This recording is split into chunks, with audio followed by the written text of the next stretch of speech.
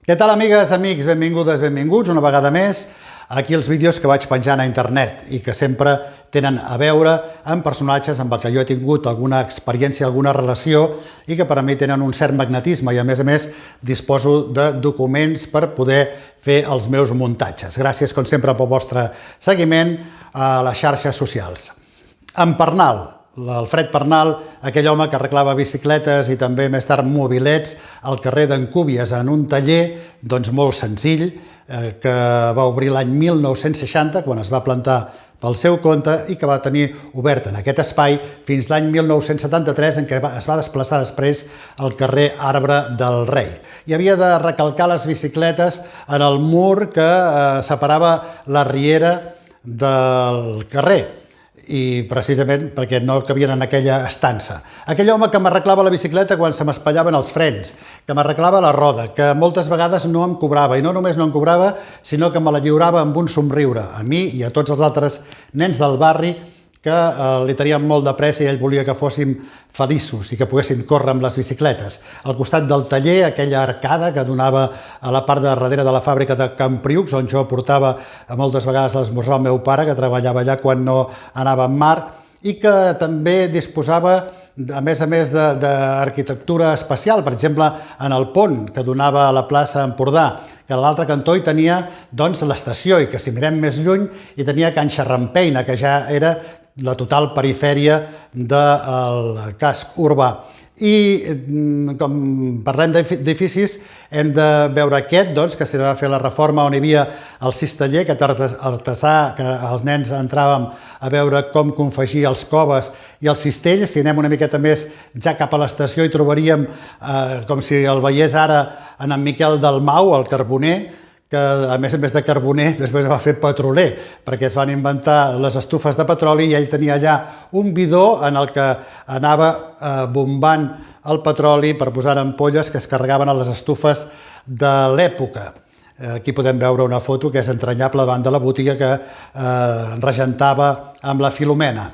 També si tirem més amunt hi trobaríem en Pere, aquell cambrer que va ser de la Xaica i del Dorado amb les seves ulleres de pasta.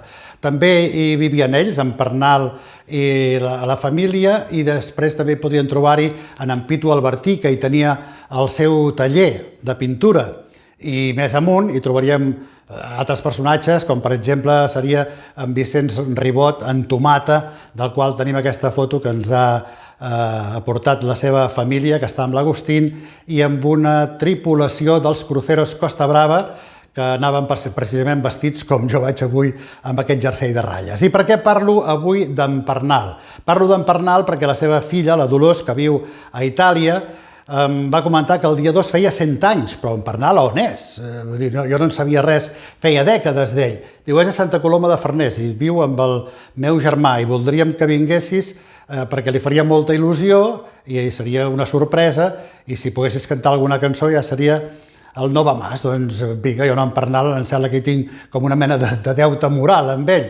I li vaig dir que sí. I aquest dia se celebrava el seu aniversari dels 100 anys i el de la Marina, la seva neta, que en feia 20. Aquests 80 anys de diferència, doncs, se celebraven junts. I vaig anar allà. En Pernal es va emocionar moltíssim quan em va veure i va plorar i em va emocionar també a mi. Varen passar un dia inoblidable, realment, i vaig fer algunes fotografies i també hem fet algun vídeo d'aquell dia.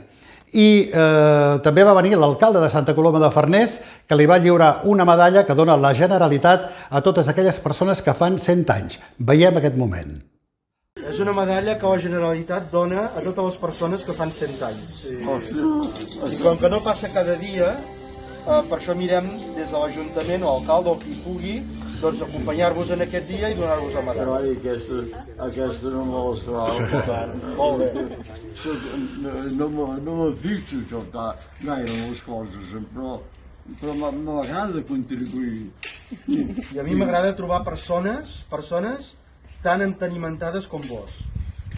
Que pots tenir una conversa i enraonar i que et diuen les coses. Sí. M'ha agradat participar i així sempre m'ha agradat sempre això. Molt bé, molt bé. Però aquesta no me l'esperava pas.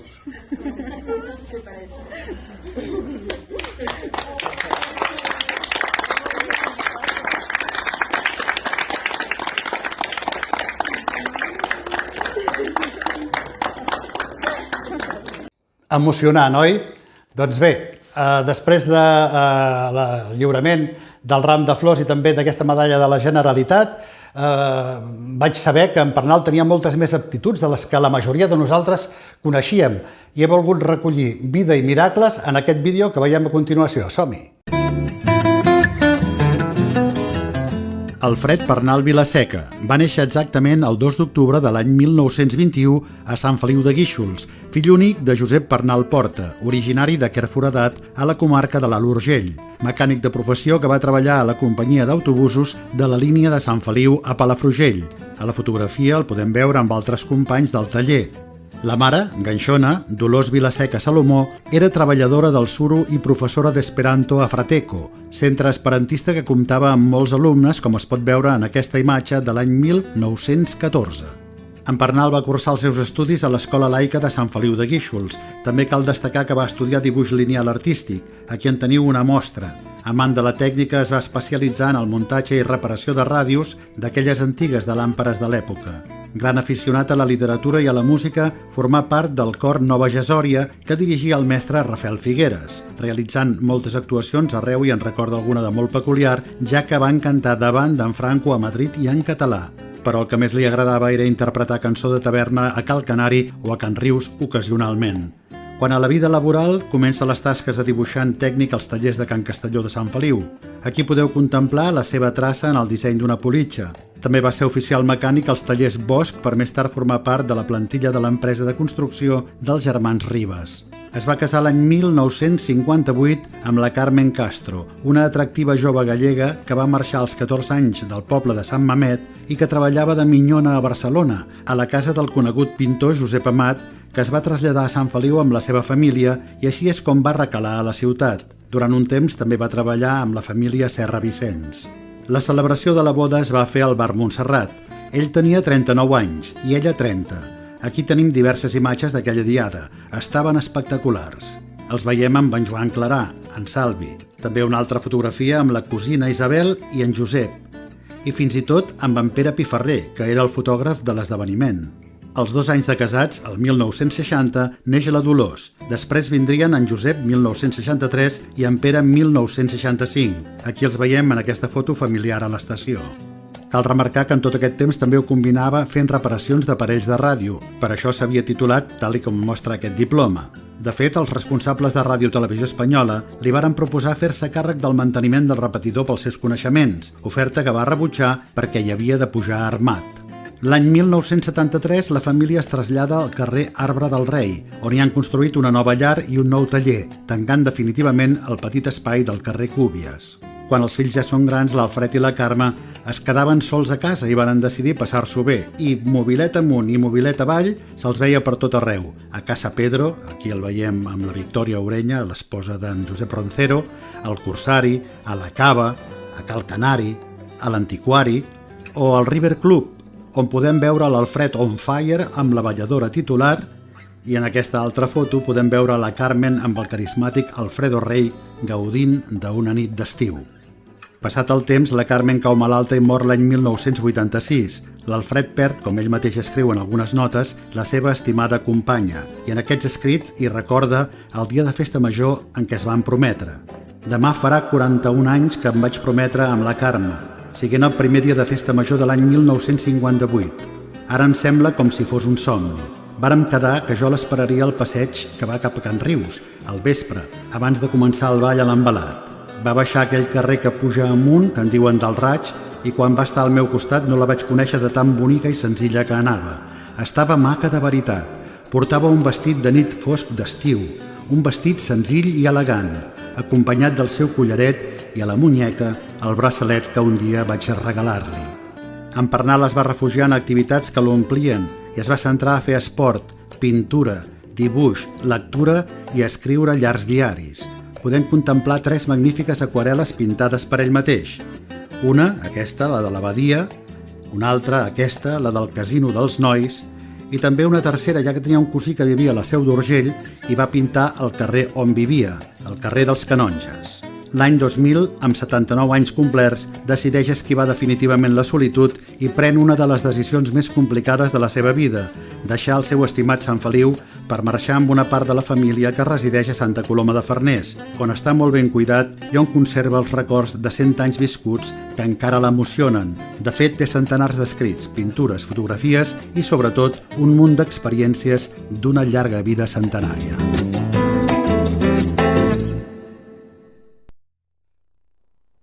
Interessantíssima la vida d'en Pernal, que continua, té 100 anys, però encara va endavant. I li vaig fer una cançó, vaig fer una adaptació d'una cançó que jo tinc d'aniversari, que jo canto a tothom i l'adapto a la personalitat de cadascun.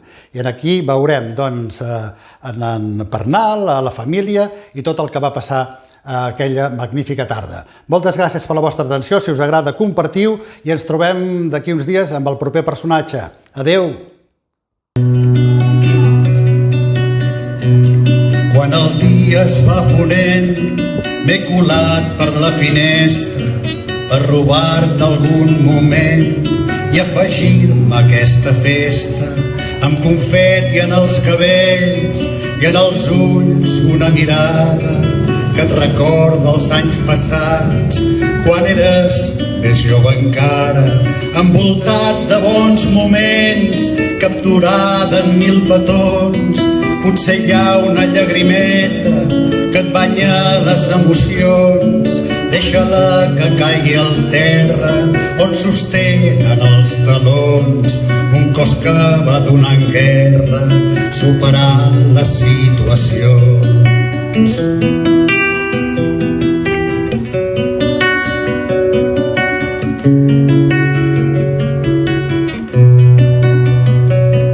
Esventant a les espelmes amb la força del mestral que acompanya les onades que alliberen el teu mar, custodiat per les sirenes que et volen acompanyar. Hem escrit aquest poema que et voldríem regalar amb l'alè de la família i tots els aquí presents. Volem dir-te, amic Alfred, que ja veus que t'estimem. Ets el sucre del pastís, la bombolla que fa el cava.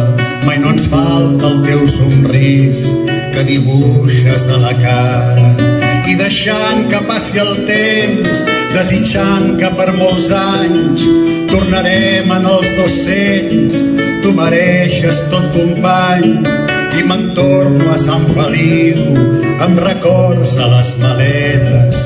He vingut a fer soroll, però ara marxo de puntetes i me'n torno a Sant Feliu amb records a les maletes. He vingut a fer soroll,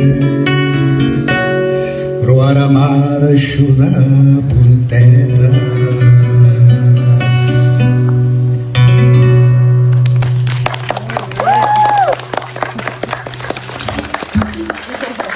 Moltes gràcies.